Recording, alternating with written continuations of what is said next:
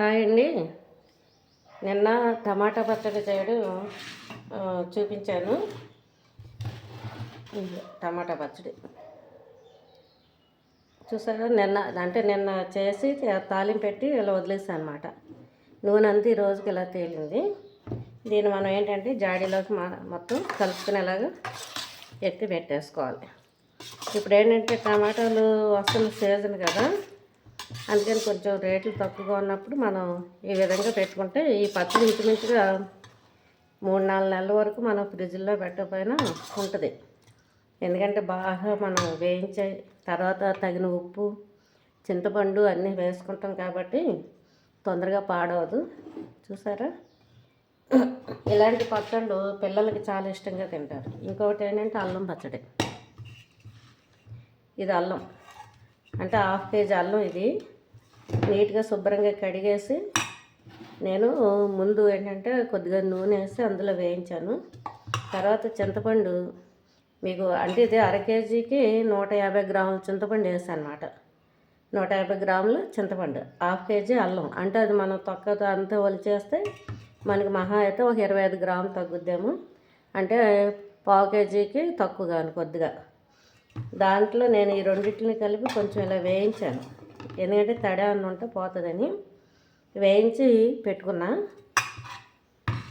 ఇది మీకేంటంటే 200 గ్రాముల కారం, 1 గ్లాసు.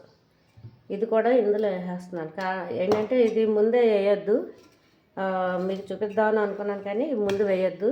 ఇది ముందు ఏంటంటే మీరు కొద్దిగా 2 స్పూన్లు మిక్సీలో వేస్తూ, పెద్ద మిక్సీ అయితే ఒకసారి వేసేసుకోవచ్చు. అంటే నా దగ్గర పెద్ద మిక్సీ పాడైందని చిన్న దాంట్లో వేస్తున్నాను కాబట్టి ఇది ముందు ఫస్ట్ మిక్సీ చేసేయండి. మిక్సీ చేశాక మళ్ళీ ఇది వేసి మిక్సీ చేయండి, కారం వేసి. తర్వాత ఉప్పు, మీకు ఉప్పు దీనికి ఏంటంటే ముందు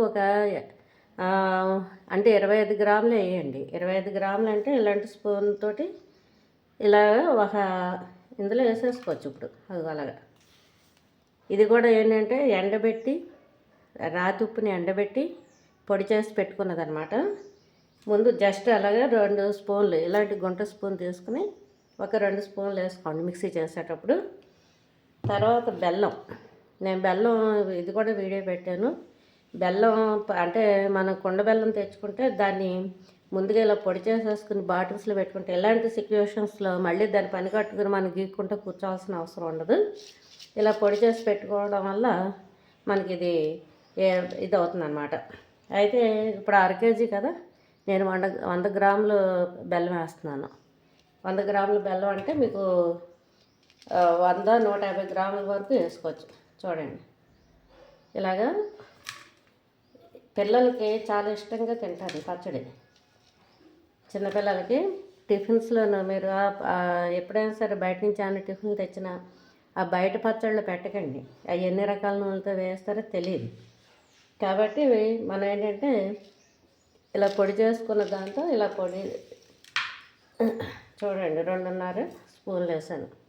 ఇప్పుడు ఇవన్నీ కలిపి మిక్సీ చేసుకుంటూ ఇది కూడా కలిపి మిక్సీ చేసేసుకుని తర్వాత మనం తాలింపు పెట్టుకోవడం. ఆవాలు, ఇందులో మీరు చాలామంది ఏంటంటే ఆవు పిండి, మెంతి పిండి అన్నీ కలుపుతారు కదా, అవి ఏం వద్దు. పిల్లలకి ఏంటంటే ఇలా చేసి పెట్టండి. టిఫిన్లో కానీ అన్నంలో కానీ చాలా బాగా ఇష్టంగా తింటారు. అంటే ఇష్టమైన వాళ్ళు వేసుకుంటే ఆవపిండి, మెంతిపిండి అన్నీ. కానీ నేను వేయను. నేను ఓన్లీ తాలింపులో మాత్రమే ఆవాలు, మెంతులు, వెల్లుల్లిపాయ, ఎండుమిరపకాయ, కరివేపాకు, అంతే, ఇంకేం వేయను. కరివేపాకు కూడా నేను వేయను తొందరగా, ఎందుకంటే మళ్ళీ ఇది అవుతుందేమో అని. ఇలా చేసి మనం మిక్సీ చేసేసుకున్నాక మళ్ళీ మీకు నేను చూపిస్తాను. Okay, thank you. మీకు నచ్చితే ఈ విధంగా ఫాలో అవ్వండి, సబ్స్క్రైబ్ చేసుకోండి, అలాగే ఒక లైక్ చేయండి, నన్ను ఎంకరేజ్ చేయండి. Thank you.